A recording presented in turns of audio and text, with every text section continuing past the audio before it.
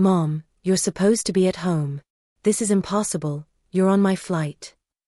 My son Jacob's voice trembled through the phone, disbelief dripping from every word.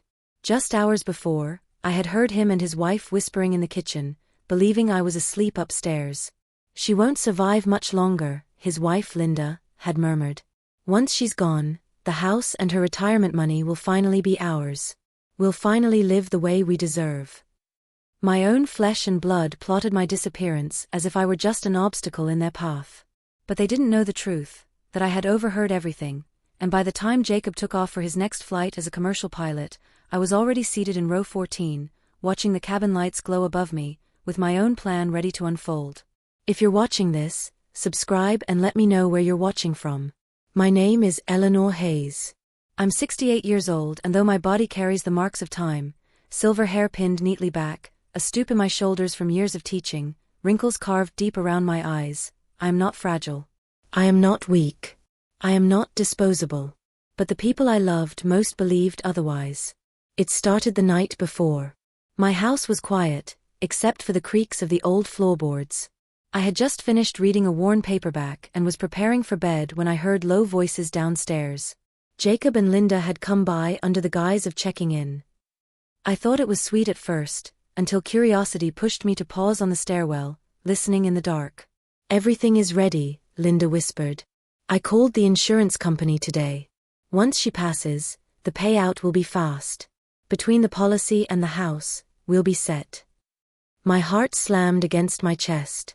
I gripped the banister with trembling hands, straining to hear. Jacob's voice followed, quieter, almost reluctant, but still agreeing. She's tired. She's slowing down. She'll fade soon. We just need to give her a nudge. My knees weakened. My son, my only child, the boy I had raised after my husband died, was talking about my death as though it were a schedule on his calendar. I crept back upstairs, holding in the sob that clawed at my throat. For hours I lay awake, staring at the ceiling. Images of Jacob as a child swirled through my mind, his first day of school, his graduation, the pride on his face when he first wore his pilot's uniform. I had given my life to make his possible. And now he was planning to end mine. But if they thought I would let them erase me quietly, they didn't know me at all. I rose before dawn, my mind clearer than it had been in months. I packed a small bag, nothing too heavy. Just essentials, a folder of documents, and a few things Jacob and Linda would never think I kept. I called a car to the airport, moving slowly but with purpose. My passport was still valid, tucked away with papers they hadn't found. By the time the sun stretched over the horizon, I was seated on a plane bound for Atlanta, Jacob's route that day. As the engines roared to life, I fastened my seatbelt, my heart pounding not with fear but with resolve. Jacob thought I was asleep in my own bed, waiting for him and Linda to return later with forced smiles and poisoned kindness. Instead, I was already on the very plane he was commanding, and I would make sure he knew I was not as helpless as he believed. Hours later, somewhere above the clouds, my phone buzzed. Jacob's voice shook with panic. Mom, what are you doing here? This isn't possible. I didn't answer right away. I let him feel the weight of his own words from the night before. I let him wonder what I knew. The passengers around me read magazines, dozed against windows, or chatted softly. None of them knew that in the cockpit sat a man whose secret betrayal was unraveling, and in row 14 sat the mother he had underestimated. I stared out at the endless sky, my reflection faint in the window. Betrayal can crush you, yes. But it can also awaken something deeper, a fire that refuses to be extinguished. I had spent years shrinking myself, giving everything to others. Not anymore. Jacob and Linda believed they held all the power, but this flight was only the beginning of their fall. When the plane landed and the passengers rose to disembark, I stayed seated, waiting for the aisle to clear. Jacob would have no choice but to face me now, not in whispers behind my back, but in the open, where every mask he wore would start to slip. And as I stood, clutching my small bag, I whispered to myself, they wanted me gone. Instead, I'll show them just how alive I really am. When the passengers filed out, I remained in my seat, letting the chatter fade. The cabin grew quiet, and soon only a flight attendant remained, tidying up. She glanced at me kindly. Ma'am, are you waiting for someone? I gave her a polite smile. Yes. My son is the pilot. Her brows rose in surprise, but she nodded. I'll let him know. Minutes later, Jacob stepped into the cabin, his crisp uniform still immaculate but his face pale and tense. For a moment, he stood frozen in the aisle, staring at me as if I were a ghost. I could almost see the thoughts racing in his head. How had I gotten here? Why was I on his plane? What did I know? Mom, he said finally, forcing a smile that didn't reach his eyes. This was unexpected. I rose slowly, my silver bun neat, my cardigan buttoned. My hands trembled, but not from weakness. From control. Life is full of surprises, Jacob, I replied softly. His jaw tightened. He gestured for me to follow him toward the jet bridge. As we walked, passengers glanced our way, curious but unaware of the storm beneath our calm exteriors. Outside, in the terminal, Jacob lowered his voice. Why are you here? You should be at home. I needed a change of scenery, I said lightly, but my eyes held his. And I thought it might be good to see you at work. You've always been so proud of it. His lips pressed thin. For a second, guilt flickered across his face, but then it hardened into something colder. You shouldn't travel alone. It's not safe. Oh, I'm safer than you think, I whispered. The silence between us was heavy, filled with all the words unspoken. Finally, he cleared his throat. Let's grab a coffee before my next leg. We can talk. We sat in a small airport cafe, the din of travelers around us muffling our voices. Jacob kept his voice low, urgent. Listen, Mom, I don't know what you think you heard, but you're confused. Linda and I were just stressed. You misinterpreted. I sipped my coffee slowly, never breaking eye contact. I heard enough. Enough to know you were planning a future without me in it. His face flushed, his hand tightening around his cup. For the first time in my life, I saw fear in my son's eyes. He leaned closer, his voice nearly a hiss. You don't understand.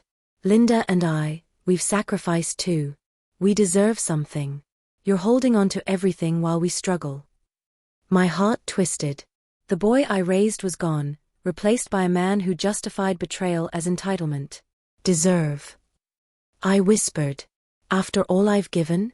After everything I've built for you? He didn't answer. He didn't have to. The silence was damning enough. I left him there with his coffee half finished, his uniform still crisp, but his confidence unraveling. On the plane, he was in control. Here in front of me, he was just a man caught in his own greed. By the time I reached my hotel that evening, I knew what had to be done. Revenge didn't need rage.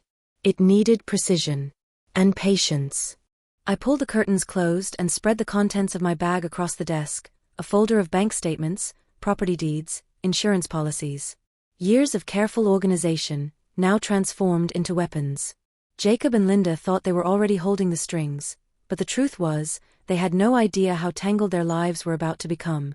The next day, I called an old friend, Claire Benson, a retired attorney who had been with me through thick and thin. Her voice warmed when she heard mine. Eleanor. It's been years. What's wrong? I told her everything. The message I overheard, the insurance scheme, the plane, the cafe confrontation. Claire listened without interruption, but when I finished, her voice was firm. They've made a mistake, Eleanor. They think you're fragile. That's your advantage. We'll make sure every penny, every asset is locked beyond their reach. And if they try to force your hand, we'll have the law waiting. Her words were steadying. Hope flickered where despair had been. That afternoon, I walked through the bustling city streets, watching strangers rush past with their luggage, their lives. I blended in, just another elderly woman with silver hair and a cardigan, clutching a worn handbag. But inside, I was sharper than I had ever been.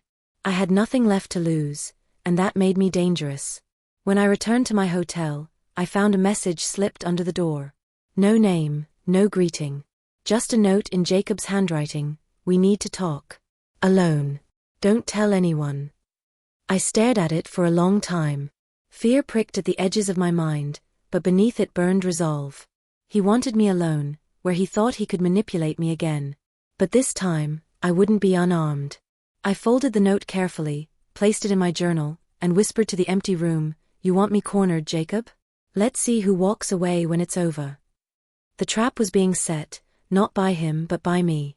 The next morning, I sat at the hotel desk with the note Jacob had left, folded neatly beside my coffee cup. His words, "We need to talk. Alone. Don't tell anyone," burned into me. In the past, I might have obeyed, walking into that meeting with nothing but maternal hope. But I wasn't that woman anymore. His betrayal had hardened me. Now I understood the rules. If I was going to survive, I had to play smarter than both him and Linda combined. I dressed with care, pulling on the same cardigan and long gray skirt I had packed. My hair was pinned into its tidy bun, my silver strands glinting in the sunlight. I looked the part of a weary old mother, harmless and easily swayed. That's what Jacob expected, and that's exactly what I would give him, on the surface. But underneath, I was already laying my foundation. Before meeting him, I called Claire again. "He wants me alone," I said, my voice steady.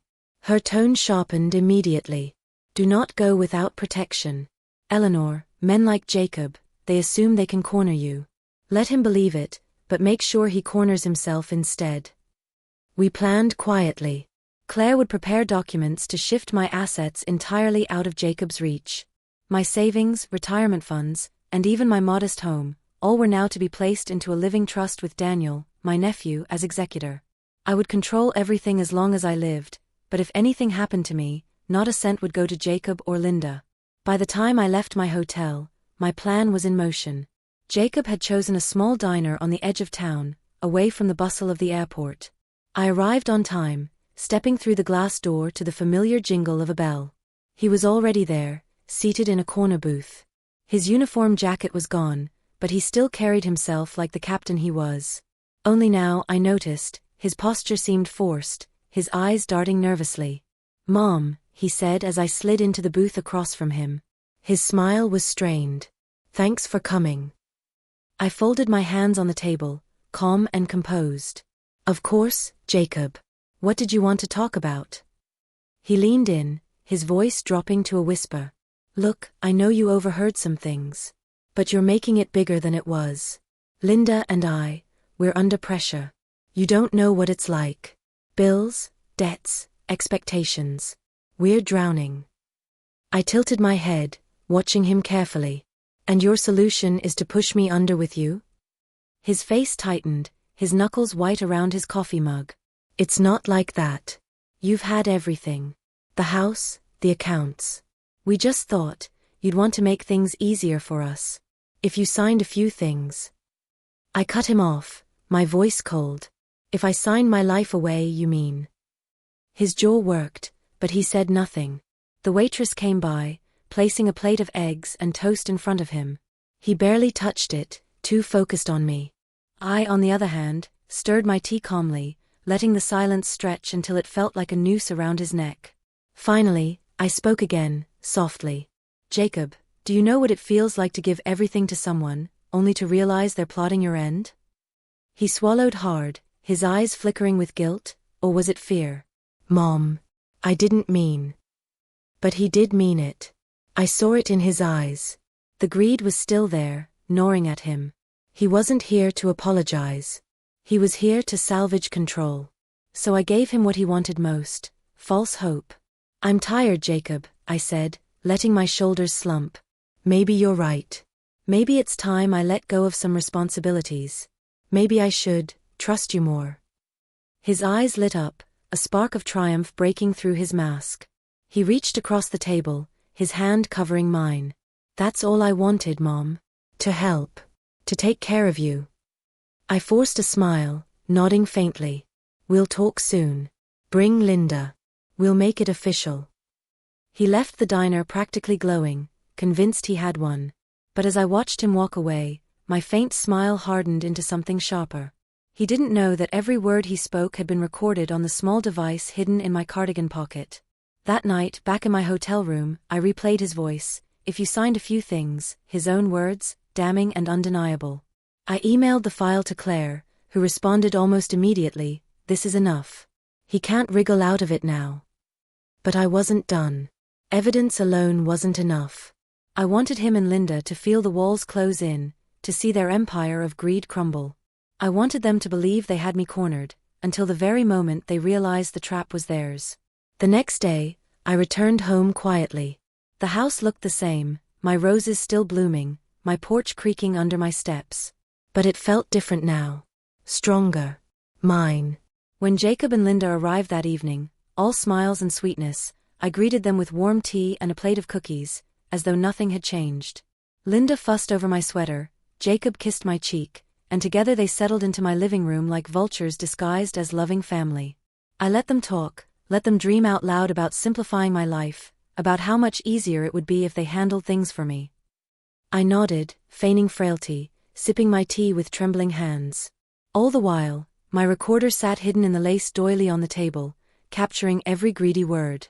And when Linda leaned forward, her voice hushed but eager, and said, "You'll feel so much lighter once everything is in our names," I almost smiled. Because every sentence they spoke was another knot in the rope tightening around them. The night after Jacob and Linda sat in my living room, whispering their greedy fantasies about owning everything I had, I lay awake in bed, staring at the ceiling. The betrayal stung less now, it had hardened into something colder. What filled me wasn't pain anymore, but a steady burning resolve. I had all the pieces I needed, the recordings, the notes, the documents safely locked away with Claire. What I needed now was the stage. Somewhere they would reveal themselves, not just to me, but to others who could never unhear their venom. The idea came to me over morning coffee. A family dinner. Something ordinary, something comfortable. They would come expecting me weak, ready to give in, ready to sign. But instead, they'd find themselves exposed in front of those who mattered. I called my sister Ruth first. At 70, with her fiery red hair fading into silver, she had always been my fiercest protector. "I need you here Sunday," I said simply. "Bring Daniel too." Daniel was her grandson, 30, steady as an oak, and one of the few younger relatives I still trusted. Ruth's tone sharpened immediately. "Eleanor, what's happening?" "I'll explain at dinner," I replied. "Just be there. And don't breathe a word to Jacob." She agreed without hesitation. By Sunday, my house gleamed.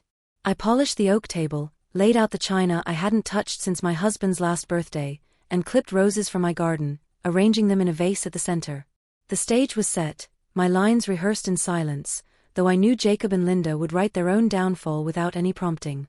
They arrived promptly at 6, Linda in a deep blue dress too flashy for the occasion, Jacob in a pressed shirt with his pilot's watch glinting on his wrist. Their smiles were wide, forced, and brimming with anticipation. Ruth and Daniel greeted them politely but coolly, sensing the tension. We all sat down to dinner, the chandelier above bathing the table in warm golden light. The meal passed with laughter, stories from Daniel about work, Ruth recalling old family holidays.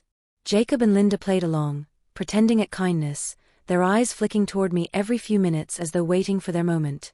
Finally, I set down my fork and folded my napkin neatly. My voice was soft, steady. "I've been thinking about the future. About what happens when I'm no longer here." The table fell quiet. Ruth's eyes flickered to mine, sharp and protective. Daniel leaned forward slightly. Jacob and Linda straightened in their chairs, their anticipation almost palpable. Linda spoke first, her smile syrupy. "Margaret, that's so thoughtful of you. It's important to get everything in order." Jacob nodded quickly, his voice smooth. "Mom, we can help with that. I even brought some papers, simple forms. We could go over them tonight, if you'd like." He reached into his briefcase and pulled out documents, sliding them across the table. Their eagerness betrayed them. I let my hand hover over the papers, feigning hesitation, my shoulders slumping as though weighed by age. "You think it would make things easier?" I asked, my voice faint. "Of course," Linda said quickly. "You wouldn't have to worry about anything. We'd take care of everything for you. The house, the accounts. You'd be free of all the stress." Ruth's jaw clenched, Daniel's fists tightened on the table, but I raised a hand to keep them silent. I picked up the pen Jacob had placed in front of me, my hand trembling deliberately, the room holding its breath. Then I set the pen down. And I reached instead for the small recorder hidden beneath the lace table runner. With a quiet click, Jacob's own voice filled the room. "If you signed a few things," followed by Linda's hushed response, "you'll feel so much lighter once everything is in our names." The words echoed in the stunned silence. Linda's face drained of color. Jacob's eyes widened, his mouth opening to protest. But I wasn't finished. I laid the second recording down, the one from weeks ago, the damning one. His voice again, colder this time. She won't survive much longer. Linda's laugh followed. Once she's gone, the house and the money will finally be ours. Ruth gasped, pressing a hand to her chest. Daniel rose halfway from his chair, his face hard with fury. I leaned back, calm now, my eyes never leaving Jacob's. You wanted me gone. You wanted everything I have. But now everyone here knows exactly what you planned. Jacob stammered, Mom, please, you don't understand. But Ruth cut him off, her voice sharp as glass. We understand perfectly. You plotted against your own mother. Against the woman who raised you. Daniel shook his head, disgust twisting his face. I looked up to you, Jacob. And this is who you are. Linda's hand trembled as she tried to gather the papers, her voice shrill. She's twisting this. She's setting us up. I spoke firmly, coldly. No, Linda. You set yourselves up. Your greed made you sloppy. And now, your words will follow you. I picked up the papers Jacob had brought and slid them across the table, not to him but to Daniel. These are evidence now, I said. Not contracts. Evidence of fraud. Jacob's face crumpled, desperation replacing confidence. Mom, please. Don't do this. We were just. I rose from my chair, my voice final. No, Jacob. You did this. You chose this. And now you'll live with it. The room was silent, heavy with betrayal. Ruth's eyes shone with tears, Daniel stood tall beside me, and Jacob and Linda sat exposed, stripped of every lie they had spun. But this was only the beginning. Exposure was one thing. Revenge was another. And I wasn't finished yet. The silence in the dining room lingered long after Jacob and Linda realized the net had closed around them. Their hands shook, their faces pale, their eyes darting between Ruth, Daniel and me. They had come expecting my surrender. Instead, they were left with their own words echoing in the air, recorded and undeniable. But I knew that wasn't enough. Not yet. Exposure was only the first cut. What came next would leave scars they could never hide. The next morning, I met Claire in her office. She was ready, her desk already covered with legal folders. They played right into your hands, she said, sliding the fraudulent papers Jacob had brought across the desk. This is clear evidence of attempted coercion. Coupled with the recordings, you're untouchable, and they're cornered. I nodded, my hands steady as I signed the last of the trust documents. My savings, the house, my insurance, every penny now protected, out of Jacob's reach forever. Daniel was named executor, Ruth given power of oversight, and Claire appointed to defend it all if challenged. Once this is filed, Claire said firmly, Jacob and Linda will never see a dime. That evening, Jacob came by alone. His eyes were tired, his voice rough. He didn't sit, just stood in the middle of my living room, staring down at me. Mom, he began, his tone desperate. Please. Don't do this. I made a mistake. I listened to Linda, I got caught up. But I didn't mean it. I studied him quietly, the son I had once believed incapable of cruelty. You meant it enough to whisper in the dark, I said softly. You meant it enough to prepare papers. You meant it enough to betray the one person who never stopped giving for you. He opened his mouth, but I raised a hand. It's too late, Jacob. The law has what it needs. I don't need revenge anymore. Justice will do. His face crumpled, but I felt no pity. He had made his choices. Within days, Claire filed everything. The authorities called me in to confirm my statements, and I handed them the recordings, the documents, the proof of every greedy word. Fraud investigations are slow, but steady. And once the wheel of justice begins to turn, it doesn't stop. Jacob was called in first, then Linda. The whispers spread quickly, neighbors, co-workers, even Jacob's fellow pilots began to hear the rumors. A man trusted to fly hundreds through the sky, caught trying to ground his own mother for money. The shame spread like fire. At the grocery store, people averted their eyes when Linda walked in. At church, Jacob's old friends no longer sat beside him. His polished image cracked, revealing the greed beneath. But my revenge wasn't only in their downfall. It was in my peace. Weeks later, I sat in my garden, pruning my roses, the afternoon sun warm on my face. Ruth joined me, a glass of lemonade in her hand, while Daniel read quietly on the porch. My world was smaller now, but stronger, built on loyalty, not lies. "Do you ever regret it?" Ruth asked softly. I clipped a rose, holding it carefully by the stem. "No," I said. "They wanted me gone. They forgot I was still alive. And I showed them what a living woman can do." The house behind me gleamed, not as a prize for greedy hands, but as a sanctuary of my own making. The money I once feared would divide my family was now locked into a future for those who deserved it: scholarships, charities, causes that would live longer than betrayal. As for Jacob and Linda, they drifted into the shadows, bound by their shame. Whether the law imprisoned them or simply stripped their reputations bare, I no longer cared. Their power over me was gone. That night, I sat in my armchair with a cup of tea, watching the fire crackle in the hearth. I thought of the plane, the moment Jacob's voice trembled over the phone when he realized I was not where he expected. That was the moment I took my life back. That was the moment the prey became the hunter. And as I sipped my tea, I whispered to the flames, they thought they could write my ending. But I am the author here. And this chapter is mine.